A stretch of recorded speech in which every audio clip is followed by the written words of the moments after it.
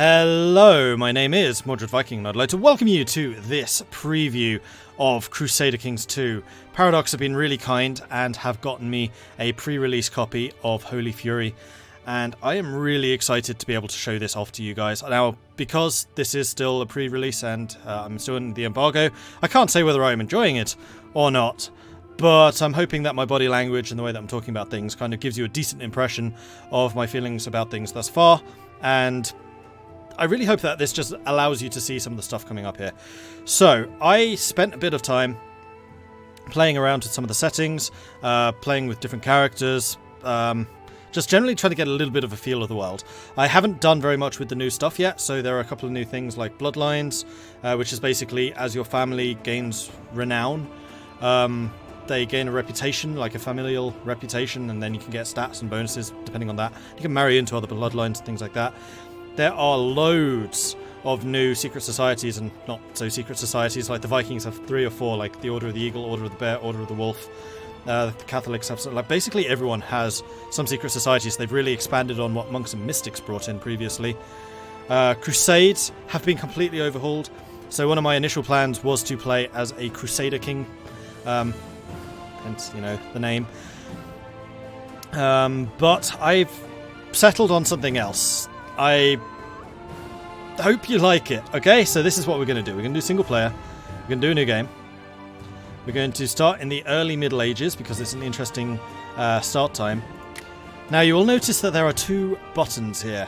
Shatter World and Randomize World. A random world seeks to emulate history, albeit in a way that could have been, rather than the way it was. Rulers will change from the lowly counts to mighty emperors with complex and dynamic de jure structures. Everything from cultures, religions, names, and titles can be dynamically randomized, ensuring that a truly unique world is created each time. I'm going to show you Randomized World, just so you can get an idea of what that's all about. So if we hit the realms, you can see pretty normal, like nothing has changed here. You can tweak the number of duchies, you can choose how big the different nations should be, how many kings you want to have in the world, how many dukes you want to have in the world, and then how many empires, and then you can choose whether you want Merchant Republics, Byzantine Empire, Holy Roman Empire, etc. And then you can hit generate. And this tends to work pretty quickly. He says as he now has to wait. Like, the first time I did it, it was like, boom, done. So, come on. Almost. Alright, so this is a randomly generated world. And I see already, in prominence over here in the Netherlands, we have Gelre. So it doesn't make up fantasy kingdoms. These are all named after the provinces in the area. So Gelre obviously named after Gelderland or Gelre. You've got Milan. You've got Cambodia. Some of them will be named after surnames, like is done in the Islamic area. We have the Holy Civilian Empire over there. So that's probably the HRE. Which actually in one of my test games was founded in Spain, just like this, then conquered by the Muslims, and it became a Holy Islamic Empire. It was kind of interesting. But yeah, there are loads and loads of different things. Now, another cool thing is the religions have also been randomized. You've got the Vitaukasti, you've got the Church of Fotla, you've got the Narnians, right there, see? Like, the Lion, the Witch, and the Wardrobe came from Africa. Al-Hassan, you've got Constantinian, you've got Rujengit, and the Cult of Takta. And all of these will be using the new religion reformation system, where basically religions are created out of modules, and then you can pick and choose which modules you want when you reform a religion. So like Catholicism would be fairly standard, but when you take the Norse and then reform it, you will have a choice how exactly you want the Norse to function. Do you want to have a pope? Do you want to have polygamy? Do you want to go on crusades? Do you want to still be able to raid? Different religions do have like unique traits, so I think it's only the Norse that can raid down rivers still. Don't know entirely about that, haven't actually played with that system yet, but it uses that same modular system to create the new religions, and that also includes, by the way, icons and stuff like that. I don't think I can show you that here right now, but that's not really what I wanted to show you. Like, this is cool, it's interesting, but I've done a few custom games before in Europe Universalis, and because they're so weird, so removed from reality, I mean, there's obviously plausibility here, at least, in that everything has real names and they're in the right places. Like Gelre is not in the Crimea, for example, which previous like Shattered Worlds and Random Worlds and things like that have done. Especially the EU4 Random World does that a lot. But the one that I really wanted to show you is the Shattered World. You can choose just how shattered you make it. So we can have every single county is independent. Okay, so everyone is a count at the start of the game. Consolidation, Casus Bellis, I think that basically just allows a little bit of consolidation at the start of the game. I'm going to turn that off, actually. Great Conquerors, these are people with abnormally high stats who can usually form a couple of nations.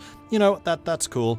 And then Initial Succession, we're just going to leave all of this exactly the same. And the idea behind the Shattered World, and this is something I actually really, really like, and this is what I'm going to be doing for this playthrough, once it's removed the Random World and brought in the Shattered World, is it allows you to follow the journey from the creation of a nation through how it grew and how it interacted with all the rivals, and it really brings that journey to life. So one of the things which I really liked about March of the Vikings, which is a previous series I did for Crusader Kings, it was like a real journey from Gotland to Sweden to Novgorod to Konungard to Egypt and then eventually to India, which was my ultimate goal. And you could really kind of follow the progression and the growth of that nation. And you can do exactly the same in Shattered Realms, but everyone is doing that. So as you can see, every single count is independent here. All of them. They are still grouped, I believe, by culture, and the religions are still standard. And I think you can tweak the religions depending on your starting date. So we are starting early. So this is the Age of Charlemagne. So Germanic has started to appear. We've got Remover, Slavic, Suamenko, Tengri, Jain, Bon, Hindu.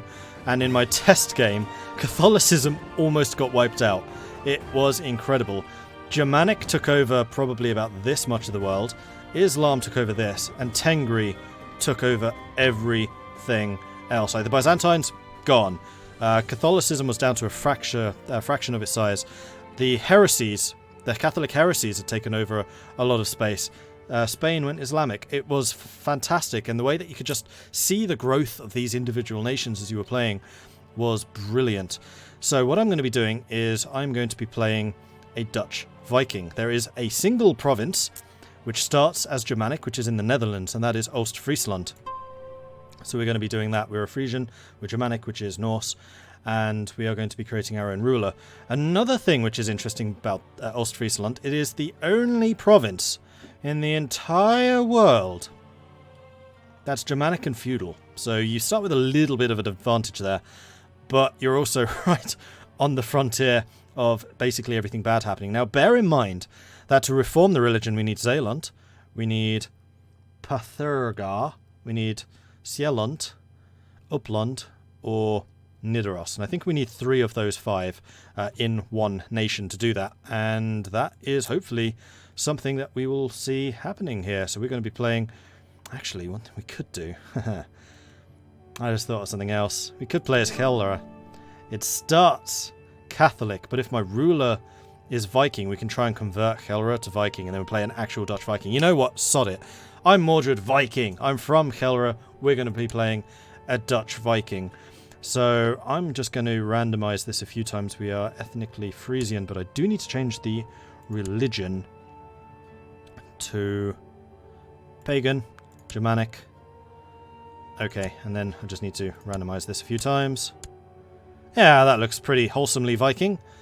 That will do me just nicely. Then we need to create a coat of arms. I think I'm going to do something kind of similar to what I did in March of the Vikings. Something like that. We had a black background, black and white, maybe gold. Let's have a look at the other colours. Blue is a little too dark. I think black and white was good, or we could even try blue and white. I do like me some blue. Blue and black? Because black on the blue background might stand out a bit better. Yeah, maybe not. Yeah, maybe not.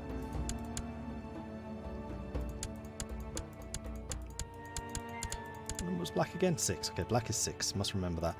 And then we could also choose different icons, different sizes. But I like the raven. Something like that. So that's going to be our house crest.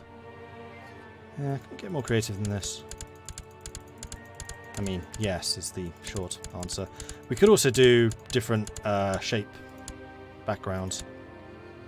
So choose a different colour for that, like green. Oh, there he goes. Really?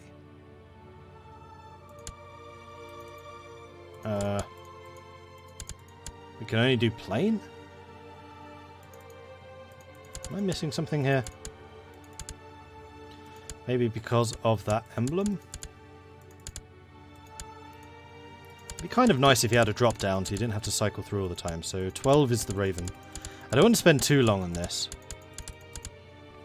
I'd also like the lightning bolt. Could do like a yellow lightning bolt on the black background. Or a blue background. Yellow and blue was 3? No, green was 3.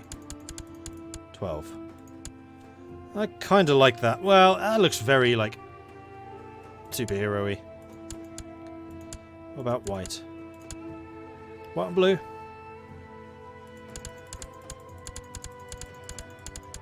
Raven. There, that'll do. And then the character himself. So our name is not Renward. It's Mordred. And the dynasty is not Van Tierbunt. It's from Gelre. And normally I would do Viking, but that's actually...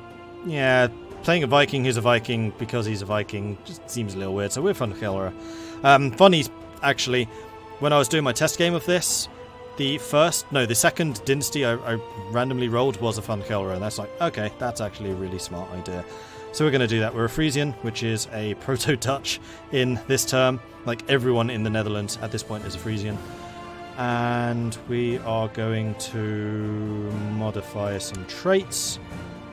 I'm not sure what traits we want. I don't usually like going completely crazy with the early traits. We're a Viking. We have a Viking. There we go. We are going to start as a Viking. Because there are some new things. With the Vikings, part of the Bloodline system, I want to say, is like your feats of heroism. And those are somewhat derived from your personal combat stats, which have now been put aside from your soldiering stat. So you can see there, personal combat skill plus 10 and martial plus 3. Those are separate. They are related, but separate. Martial is your strategic ability, combat skill is your actual ability to fight stuff in a battle. So personal combat skill will generally mean that you can survive longer in a brutal raid where the armies are pretty close together and stuff, where you're not like the strategic general dude.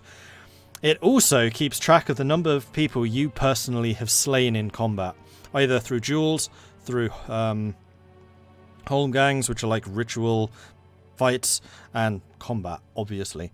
We're not going to have any sons or daughters. We are not going to be married. I think I'm going to bump up my martial skill a bit and my stewarding skill because it's me. And I think will be 37. 37? It's a bit old. Let's drop you down a bit. 35. 35 seems reasonable. So we're the 35-year-old Mordred the First of Gelre. And there we go. I don't really like that crest. I think I'm going to go with the white and then the black background. I'm just looking at what it looks like over there. Or possibly gold? I'm feeling gold is what I used last time. No, white. Definitely white.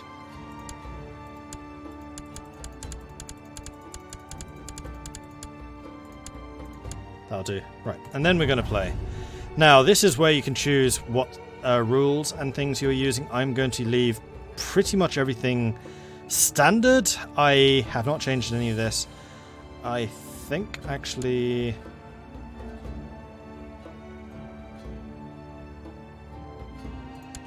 exclave independence I'm happy with. I'm not as bothered by border gore as others. And generally what you find is if someone has an exclave, it just gets taken by someone else because they can't defend it. And it does actually drive conflict more, I think. Yeah, everything else is just normal. So we're going to start this game. We're going to dive in. This is going to be awesome.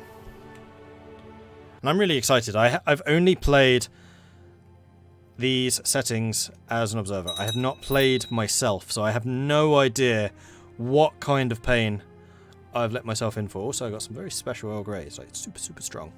Can't put it in a teapot. It has to be like brewed separately. Oh, excited. Special tea, special game, new release. Okay, we are playing as a Frisian Catholic. No! Sod, seriously? Ah! No, I'm not. I'm pagan.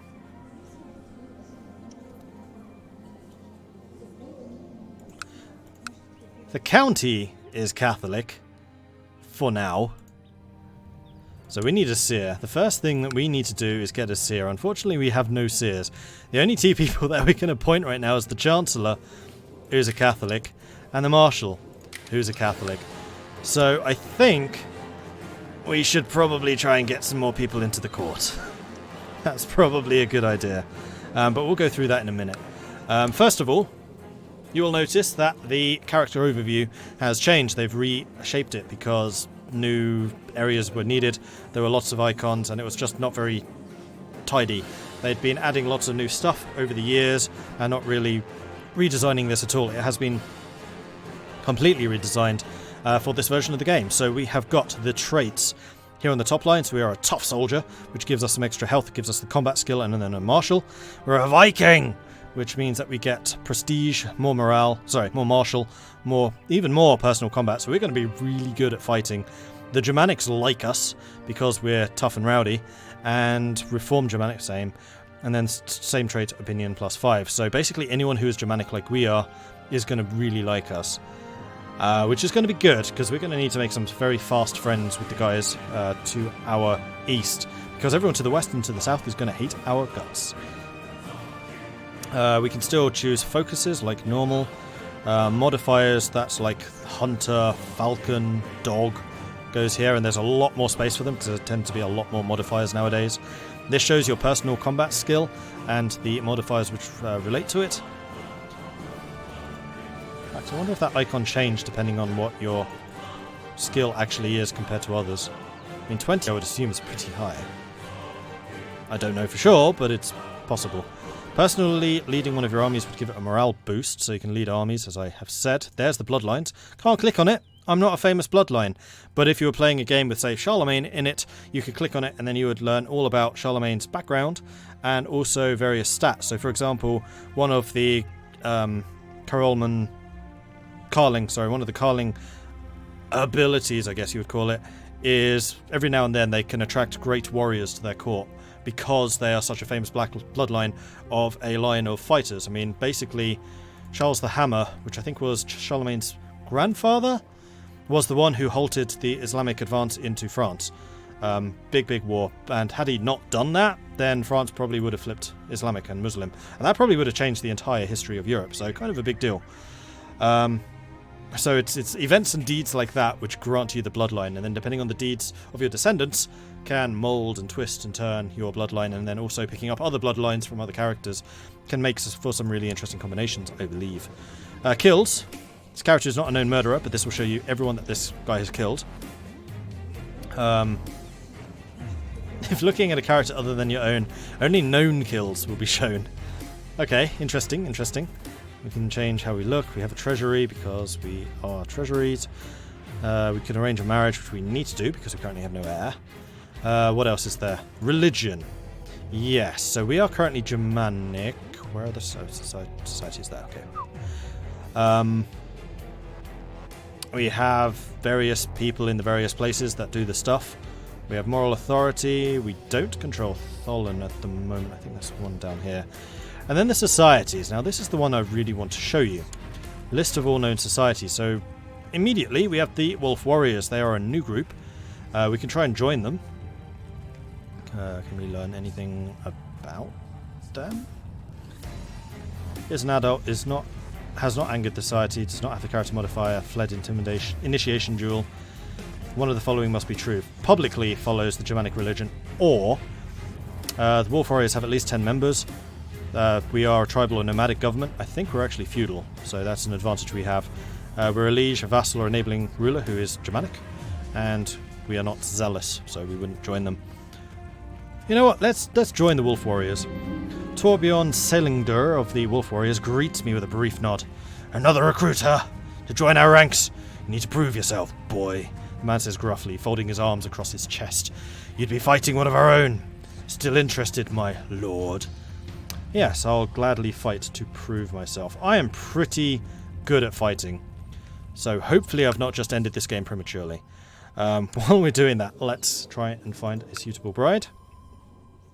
Now, because this is Shattered World, we might actually want to try and get some dynastic links with some of our neighbours in order to not die immediately.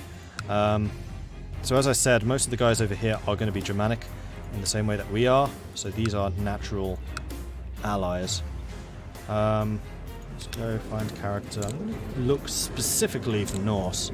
I'm going to be searching for women who are not married everywhere. Alright, let's see if we can find anyone who's a good fighter. Ooh, there's a genius. 13-year-old genius. A little bit young. She'll grow up. You know what? I kind of like the idea of getting a genius. Can we marry you? Arrange marriage between you and... No, not you and you. You and me. Why can I marry me? Okay, apparently that's not going to work. Oh, right, yeah, it needs to have the might be convinced, or is convinced thing. 18-year-old, deceitful, charitable, zealous. So she's a zealous Germanic, which is probably... She's chaste. No. Nope. Nope. 19-year-old, twin, stubborn, brave, paranoid, honest. Paranoid honest is going to be good, because she could save my ass.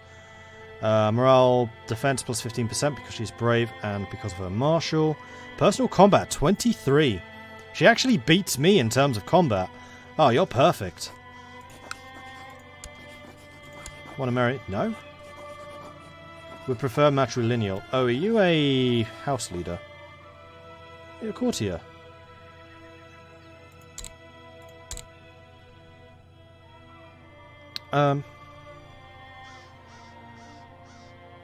Might be convinced to join our court by a bag of gold. That was her, right? Intricate web weaver?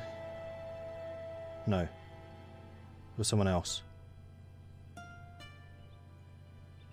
Was it her? It was her. So, if I invite you to the court, no reason to move, base reluctance. You could be bribed, though. You could definitely be bribed. Let's bribe you.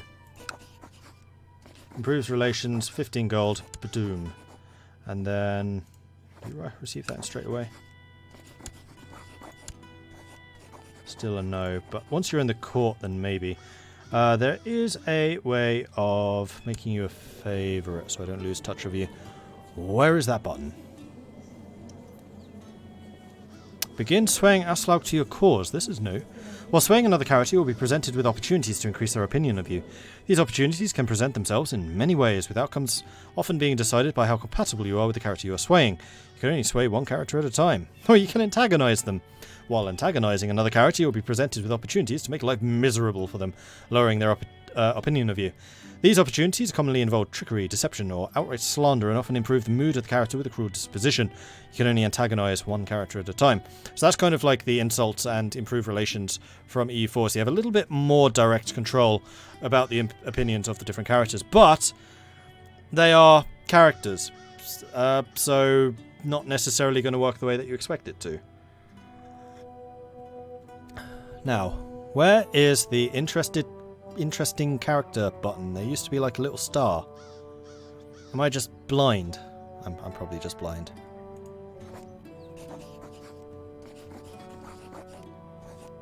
Go to location, toggle special interest. There we are. So we have you marked. We know who you are. We'll bribe you, and then once the bribe has been sent in a day or two, we'll invite you to the court and hopefully marry you. Marvellous. Council positions, yeah. So the one that I really need is a seer. So intrigue, we want to invite a holy man to court. We need 25 piety to do that. Really?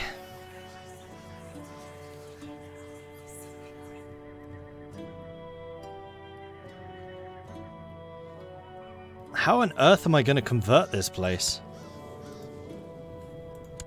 I mean, the other thing I could do, actually, is search for any, because women can actually be priests.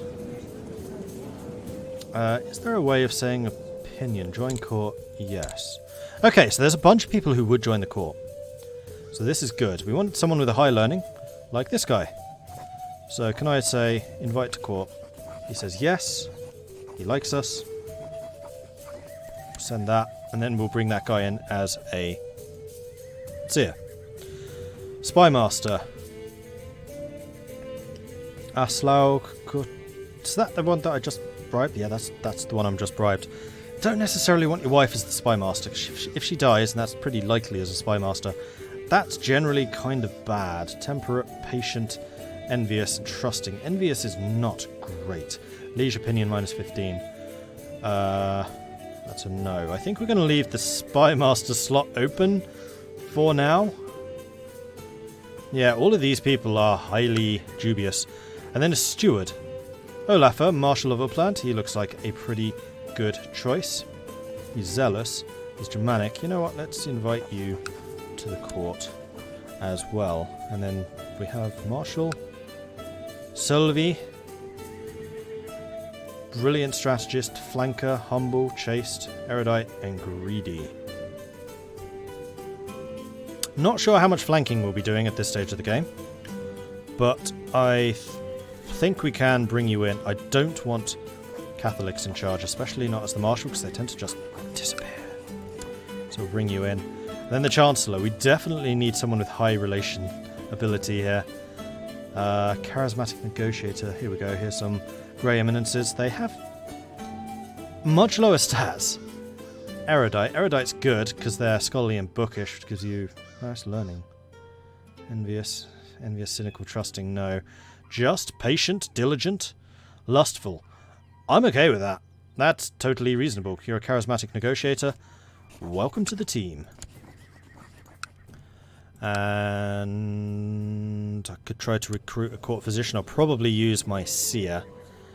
Right, focus. Focus could definitely be war. That does increase the personal combat skill. And I believe one of the other things that they have fixed in this is dueling. Because they acknowledged it was horribly, horribly broken. And if you saw the March of the Vikings campaign, you will have seen that I lost several characters early in the game to dueling. But we're going to say war is our focus. And then a new ambition, groom and heir, war chest, realm prosper, become king of Frisia. Right now I just want an heir. Yeah, we'll do that.